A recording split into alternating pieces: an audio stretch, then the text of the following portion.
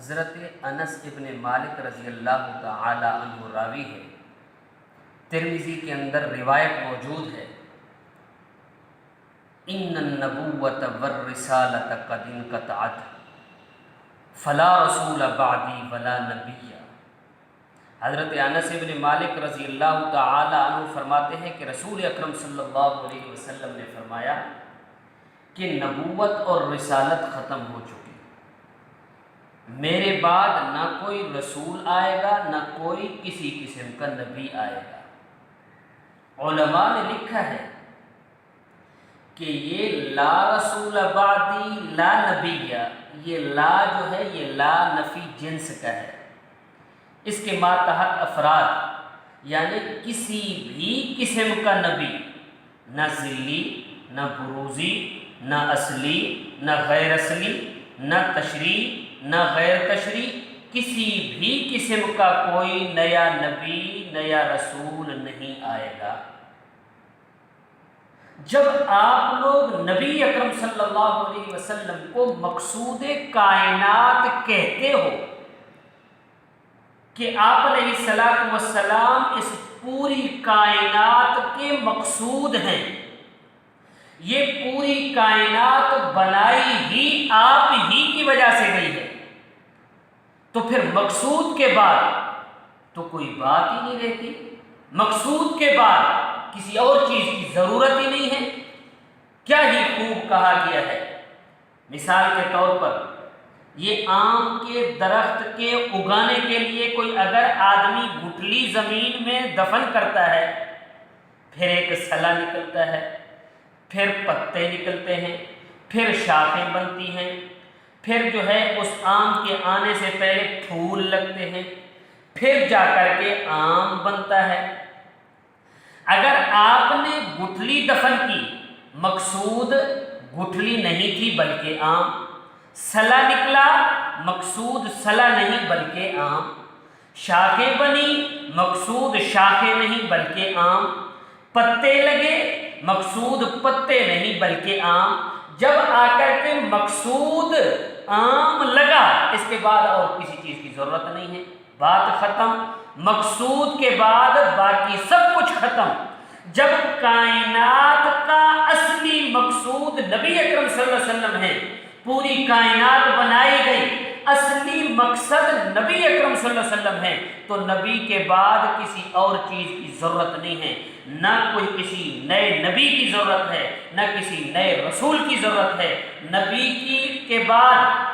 نبوت کا سلسلہ ختم، نبی اکرم صلی اللہ علیہ وسلم کے بعد رسالت کا سلسلہ ختم۔ تو اس لیے ہمیں چاہیے کہ نبی اکرم صلی اللہ علیہ وسلم کو ہم آخری نبی مانیں، اور اس کے بعد کسی اور قسم کا کوئی نبی نہیں آئے گا، کسی اور قسم کا کوئی نیا رسول نہیں آئے گا۔ یہ ہر مومن مسلمان کا عقیدہ ہونا چاہیے، اسی عقیدے کے اندر شک، شبہ اور وسوسے کی بھی گنجائش نہیں ہے۔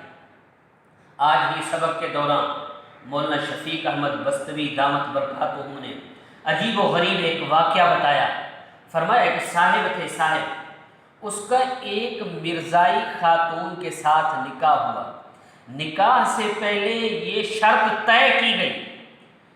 کہ عورت کو کہا گیا کہ آپ اپنے نظریے اور عقیدے یعنی مرزائیت کے متعلق مجھے کبھی بھی دعوت نہیں دیں گے، اور اس کے متعلق کوئی تذکرہ بھی نہیں کریں گے۔ اور بات طے ہو گئی، نکاح ہو گیا۔ کچھ دنوں کے بعد عورت نے کہا کہ بھائی مرزائیت کے آپ عقیدے اور نظریے کو یا غلام احمد قادیانی کو آپ نبی نہیں مانتے، حالانکہ وہ برحق نبی ہے۔ عورت نے کہا ہم تو اسے لعنتی مانتے ہیں، ہم تو اسے کذاب مانتے ہیں، کیونکہ ہمارا عقیدہ اور نظریہ اس عقیدے پر شک و شبہ اور وسوسے کی بھی گنجائش نہیں۔ عورت نے اپنے شوہر سے کہا کہ جناب آپ اسے برحق نہیں مانتے، لیکن آپ ذرا اس کے متعلق استخارہ تو کر کے دیکھیں، اگر استخارے کے اندر یہ بات آ گئی کہ یہ برحق نبی ہے تو پھر آپ پیروی کر لینا۔ تو اس کو اسی انداز کی دعوت دی، اس کے ذہن نے بھی اس بات کو قبول کر لیا کہ میرے اوپر یہ کوئی مسلط ہو کر کے تو فیصلہ نہیں کر رہی، بلکہ میری اپنی مرضی ہوگی، استخارے میں اگر بات نکل آئی تو میں مانوں گا، اگر نہیں تو نہیں مانوں گا۔ ہوا یہ جب رات کو استخارہ کیا کہ استخارے کے اندر اسے بتایا گیا یا کوئی کیا القاء ہوا اللہ ہی جانتا ہے کہ بھائی یہ غلام احمد قادیانی کے متعلق کسی نے اس کو کہا کہ آپ اس کی پیروی کریں، یہ برحق ہے۔ صبح کو اٹھے، اب کسی کی کوئی بات نہیں سن رہے، نہ کسی کی مجلس میں جا رہے ہیں، نہ کسی کی بات سننے کے لیے تیار ہیں، اب فیصلہ کر لیا کہ یہ برحق ہیں، لہذا میں اس کی پیروی کروں گا۔ کچھ دنوں کے بعد کسی صاحب نے کہا کہ یہاں پر مولانا یوسف لدھیانوی رحمۃ اللہ علیہ تشریف لا رہے ہیں، ذرا آپ اس کی مجلس میں چلے جائیں۔ جب ساتھی سے مجبور کر کے لے گیا تو اس کی مجلس میں گئے، ہدایت مقدر بنی ہوئی تھی، اسی مجلس کے اندر اس نے جا کر کے اظہار کیا کہ جناب میں مرزائی اور قادیانی اس اعتبار سے بنا۔ تو مولانا یوسف لدھیانوی رحمۃ اللہ علیہ نے اسے کہا کہ وہ آپ کی مرضی ہے، لیکن آپ نے جب یہ وسوسہ ذہن میں بٹھا لیا نا کہ میں استخارہ کرتا ہوں، اللہ تعالیٰ نے اس وسوسے کی وجہ سے ایمان کے نور کو آپ سے اٹھا لیا۔ جب آدمی کا ایمان وسوسے کی وجہ سے چلا جائے تو رات کو استخارے کے اندر خواب میں تو وہی بات آنی ہے جو ایمان کے نہ ہونے کی وجہ سے آتی ہے۔ ایمان تو رہا نہیں، تو اگر اب قادیانی کے متعلق استخارہ ہو گیا تو یہ کون سی بات واضح ہے؟ اب اس کے ذہن میں یہ خلف شاری گھومنے لگی، کھوپڑی اس کی گھومنے لگی کہ یار واقعی جب میں نے وسوسہ اس عقیدے پر کر دیا جس عقیدے پر اتنی آیات واضح ہے، اتنی احادیث کا ذخیرہ کھڑا ہے کہ نبی اکرم صلی اللہ علیہ وسلم کی نبوت اور رسالت کے بعد نہ کوئی نبوت ہے